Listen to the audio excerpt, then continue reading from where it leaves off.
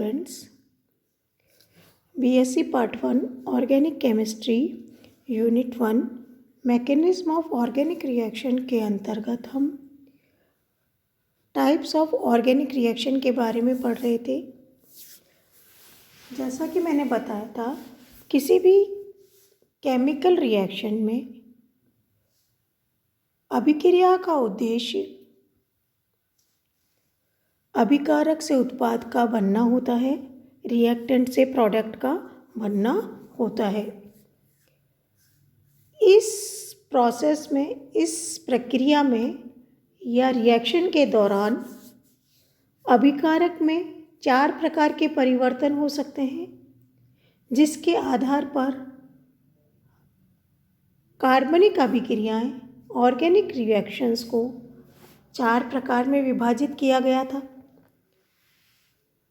योगात्मक अभिक्रियाएं, addition reaction जो एक प्रकार की ऑर्गेनिक रिएक्शन है जिसके बारे में हम पढ़ चुके हैं।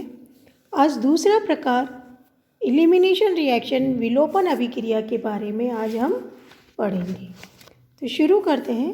एलिमिनेशन रिएक्शन वे अभिक्रियाएं जिसमें किसी संतृप्त या ध्रुवीय अणु के 2 निकटवर्ती या अन्य कार्बन परमाणुओं से 2 परमाणुओं या समूह का निष्कासन या विलोपन होकर एक अनसैचुरेटेड या साइक्लिक कंपाउंड प्राप्त होते हैं, विलोपन अभिक्रियाएं कहलाती हैं, एलिमिनेशन रिएक्शंस कहलाती हैं।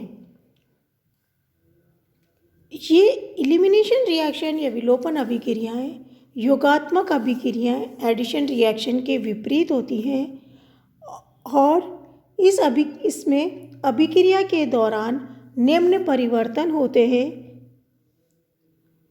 पहला, 2 सिग्मा बॉन्ड टूटकर एक पाई बॉन्ड बनाते हैं, अतः एक सैचुरेटेड कंपाउंड का अनसैचुरेटेड कंपाउंड में परिवर्तन होता है। दूसरा, 2 सिग्मा बॉन्ड टूटकर एक सिग्मा बॉन्ड तथा एक साइक्लिक कंपाउंड बनाते हैं। तीसरा, सैचुरेटेड कंपाउंड जब अनसैचुरेटेड कंपाउंड में परिवर्तित होता है तो कार्बन का हाइब्रिडाइजेशन संकरण भी परिवर्तित हो जाता है।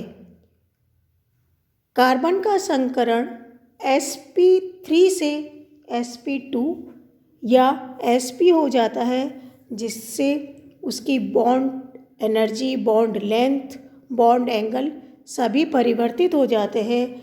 जब ये सभी चीज़ें परिवर्तित होती हैं तो मॉलिक्यूल की ज्योमेट्री भी परिवर्तित हो जाती है। विलोपित होने वाले या एलिमिनेटेड होने वाले मॉलिक्यूल या एटम्स के स्थान के आधार पर इन अभिक्रियाओं को 3 प्रकार में बांटा गया है। पहला, अल्फा विलोपन या 1,1 विलोपन अभिक्रियाएं, 1,1 एलिमिनेशन रिएक्शंस। इन अभिक्रिया में एक ही कार्बन पर से 2 एटम्स या ग्रुप का विलोपन होता है और कार्बीन का निर्माण होता है। दूसरा प्रकार है बीटा विलोपन या 1,2 विलोपन अभिक्रियाएं, 1,2 एलिमिनेशन रिएक्शंस। इसमें 2 एडजेसेंट कार्बन परमाणुओं से 2 निकटवर्ती कार्बन परमाणुओं से 2 परमाणु अथवा समूह का विलोपन होता है, जिसके फलस्वरूप कार्बन परमाणुओं के मध्य पाई बॉन्ड का निर्माण होता है। तीसरा प्रकार है गामा विलोपन या 1,3 विलोपन अभिक्रियाएं। गामा विलोपन में चूंकि विलोपित परमाणु पहले और तीसरे कार्बन परमाणु पे उपस्थित होते हैं, अतः विलोपन के पश्चात एक ट्राइसाइक्लिक कंपाउंड का निर्माण होता है, एक 3 सदस्यीय वलय का निर्माण होता है। ये तो थी 3 प्रकार की एलिमिनेशन रिएक्शन। इस एलिमिनेशन रिएक्शन या विलोपन अभिक्रियाओं को उसकी क्रियाविधि के आधार पर 2 प्रकार में बांटा गया है। 2 टाइप्स की होती हैं एलिमिनेशन रिएक्शंस। एक यूनिमॉलिक्यूलर, एक अणुक विलोपन अभिक्रियाएं, और दूसरी बायमॉलिक्यूलर एलिमिनेशन रिएक्शन या द्विअणुक विलोपन अभिक्रियाएं।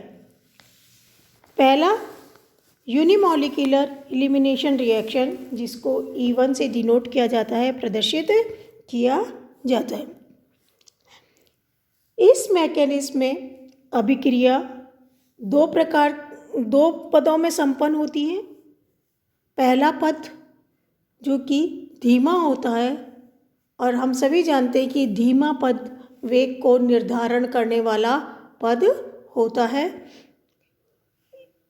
प्रथम पद जो कि धीमा होता है तथा वेग को निर्धारण करने वाला पद होता है, इसमें अभिकर्मक रिएजेंट आयोनाइज होकर मध्यवर्ती कार्बोकैटायन का निर्माण करते हैं।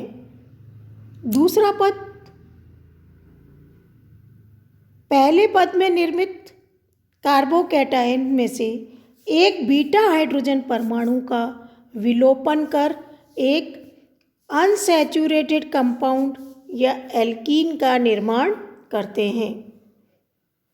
चूँकि अभिक्रिया का वेग केवल कार्बोकैटायन की सांद्रता पर निर्भर करता है, अतः इन अभिक्रियाओं को एक अणुक विलोपन अभिक्रियाएं या यूनिमॉलिक्यूलर एलिमिनेशन रिएक्शंस कहते हैं।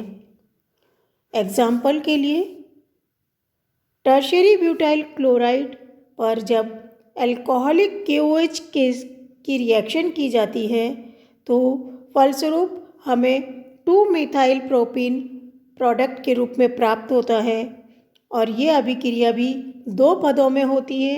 फर्स्ट स्टेप में, जो कि स्लो स्टेप होता है, रेट को डिटरमाइन करने के काम आता है, टर्शियरी कार्बोकैटायन बनता है, और टर्शियरी सेकंड स्टेप जो कि फास्ट होता है, तीव्र गति से होता है, कार्बोकैटायन में से बीटा कार्बन पे से हाइड्रोजन का एलिमिनेशन हो जाता है और एक अनसैचुरेटेड कंपाउंड प्राप्त होता है। अभिक्रिया की जो दर है या रेट ऑफ रिएक्शन है वो किसके प्रोपोर्शनेट होती है, किसके समानुपाती होती है? केवल टर्शियरी ब्यूटाइल क्लोराइड के लिए। अतः अभिक्रिया की दर या रेट ऑफ रिएक्शन केवल क्रियाकारक टर्शियरी ब्यूटाइल क्लोराइड की सांद्रता पर निर्भर करती है। अतः यह अभिक्रिया एक अणुक विलोपन अभिक्रिया है, यूनिमॉलिक्यूलर एलिमिनेशन रिएक्शन है। दूसरा प्रकार है द्विअणुक विलोपन अभिक्रिया, जिसको E2 से डिनोट किया जाता है।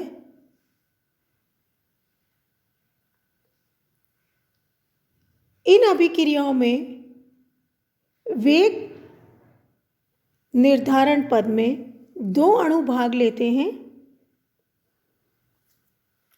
एग्जाम्पल के लिए हम 2 क्लोरोप्रोपेन की अभिक्रिया सोडियम इथॉक्साइड के साथ इथेनॉल में कराते हैं तो प्रोपीन का निर्माण होता है।